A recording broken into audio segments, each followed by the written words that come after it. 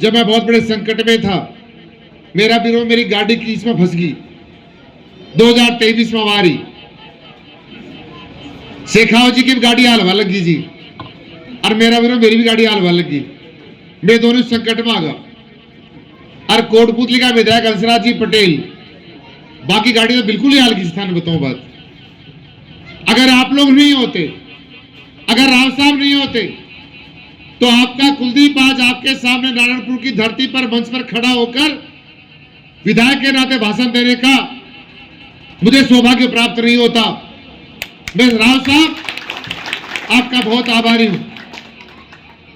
आपने जो गारंटी भरी, गारंटी जनता के बीच में दी कि कुलदीप को मत नहीं दे रहे, आपने स्वयं के लिए मत मांगे, आपने बहुत सारा भरोसा दिया। राव साहब, मैं एक प्रार्थना करना चाहता हूं, जो हमने जुबान दी थी, जो हमने आपको भरोसा दिया था, और मैंने भी कहा था, देव सिंह शेखावत जी ने भी कहा था, हंसराज पटेल जी ने भी कहा था कि समय आएगा, जो आपने 4 महीने पहले हम तीनों भाइयों को जो कर्ज दिया है, ये कर्ज उतारने का समय भाइयों आ गया। मैं आप लोगों से पूछना चाहता हूं, 4 महीने बहुत लंबा समय नहीं होता। अभी तो हमारा पैर तक डोलता घूम रहा है चारों देव सिंह जी में, तो हमारा 2.5 महीना तो हमारा पैर में भी चलेगा।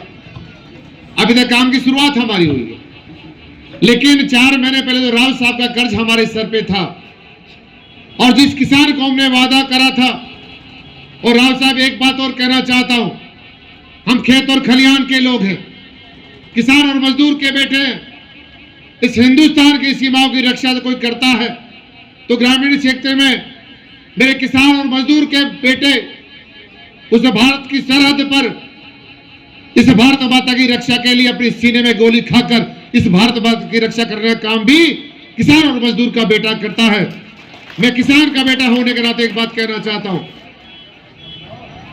ये जाति पाति का चुनाव नहीं, हिंदुस्तान के मान और सम्मान का चुनाव, हिंदुस्तान के तर्क, हिंदुस्तान का विकास का चुनाव है। हमारे प्रधानमंत्री जी ने विकसित भारत संकल्प का जो सपना सजोया था, उस सपने को साकार जब तब करेंगे हम, जब राव साहब जैसे व्यक्ति हिंदुस्तान की पार्लियामेंट में जाकर हमारा प्रतिनिधित्व करेंगे। मैं राव साहब का बहुत बहुत धन्यवाद देना चाहता हूं। हमारे यहां विराटनगर में पीने का पानी नहीं, नारायणपुर क्षेत्र में पीने का पूरा बड़ा संकट, पूरा ड्राई जोन हो गया। लेकिन राजस्थान की सरकार भाजपा की बनी, आपके आशीर्वाद से और आपके आशीर्वाद से हमें काम करने का अवसर मिला। राजस्थान के मुख्यमंत्री महोदय से, आपके लाडले विधायक भाई देव सिंह शेखावत जी ने, मैंने जब सबसे पहले हम विधानसभा में पहुंचे, वहां में राज्यपाल महोदय के अभिभाषण पर बोलने का अवसर प्राप्त हुआ। हमने कहा पीने का पानी नहीं है, सिंचाई का पानी नहीं है। प्रदेश के मुख्यमंत्री ने कहा कि 5 साल में जो कांग्रेस की सरकार थी, प्रदेश की जनता को गुमराह करती रही और कहती रही मोदी जी राजस्थान में आरसीपी को चालू नहीं करना चाहते।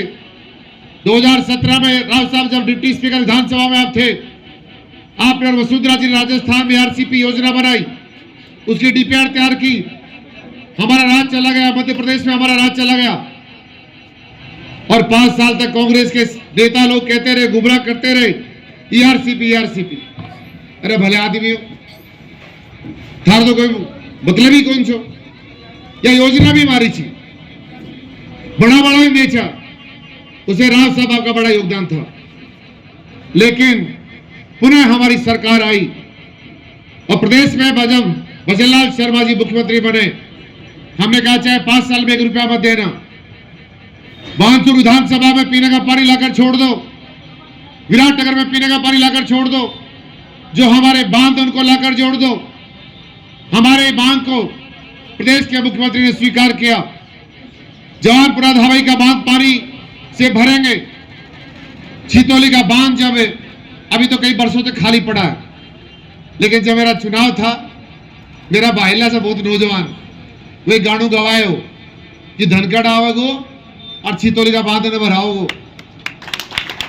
वो छितौली का बांध भी भरेगा, राव साहब, वो बुचारा का बांध जो हमेशा जिसकी तरक्की के लिए आप जिस 27 इलाके के लिए हमेशा किसान हरा भरा रहे उसकी चिंता करते थे, आपकी सिफारिश पर हमारा बुचारा का बांध भी भरेगा।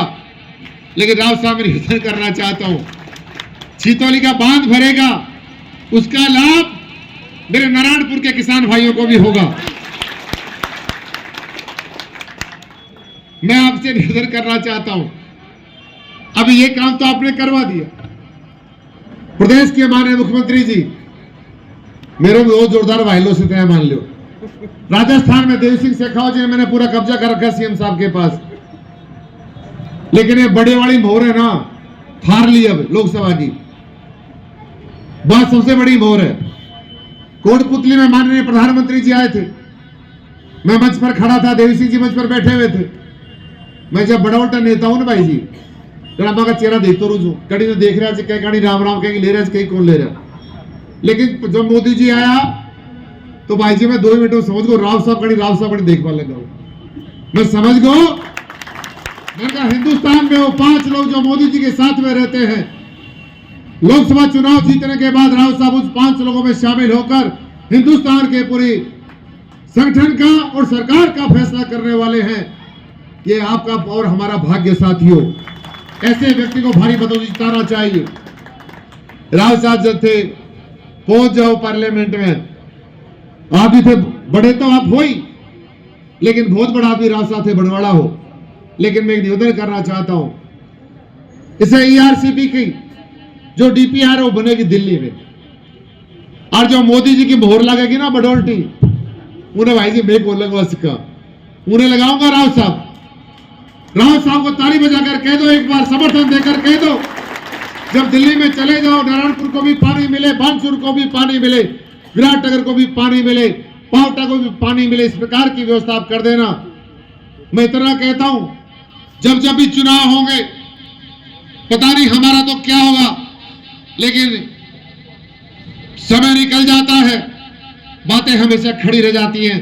जब भी विधानसभा लोकसभा का चुनाव होगा, राव साहब आपको राजस्थान सरकार को याद करेंगे कि बानसूर में देवी सिंह शेखावत विधायक बने, विराटनगर से कुलदीप धनखड़ विधायक बना था, और लोकसभा के प्रतिनिधि के रूप में हमारे राव साहब जीतकर गए थे। उस समय आरसीपी का निर्माण हुआ। और मैं एक नमूना वही बताना चाहता हूं, कांग्रेस के कुछ तथ्य मैंने विधानसभा में जाने के बाद मैंने उठाए। कांग्रेस की सरकार ने कहा कि हमारी सरकार ईआरसीपी को बनाना चाहती है, लेकिन 2051 में उसका निर्माण पूरा करेंगे। कब तक? 2051 तक। अरे भले आदमी 28-29 साल पाछे ईआरसीपी ते ले आओगा, वो टाइम कौन जियोगो कौन मरेगो। लेकिन हमारी सरकार ने, प्रदेश के मुख्यमंत्री ने कहा, हमारी सरकार राजस्थान में भाजपा की सरकार बनी है, 5 साल में आरसीपी की काम को सब पूरा करेंगे, इस बात की घोषणा प्रदेश के मुख्यमंत्री ने करी है। आपके चरणों प्रार्थना करना चाहता हूं, समय है नहीं, बहुत लंबा मेरा उद्बोधन हो गया, आगे बहुत सारे कार्यक्रम हैं। राव साहब ने आपको और हमारा को सम्मान देने का काम किया है।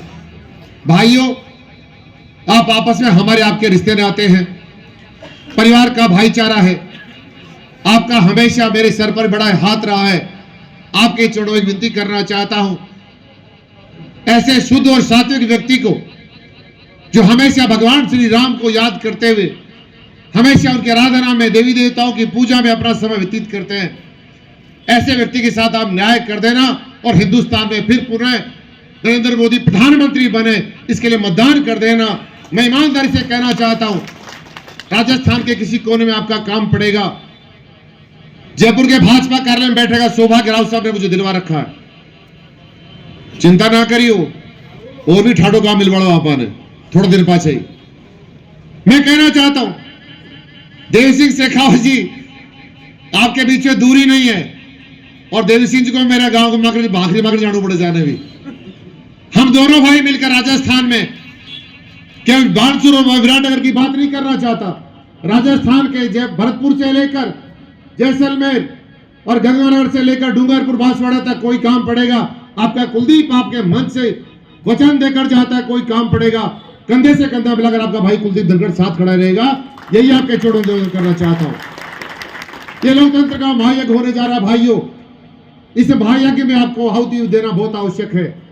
मैं आपका समर्थन चाहता हूं।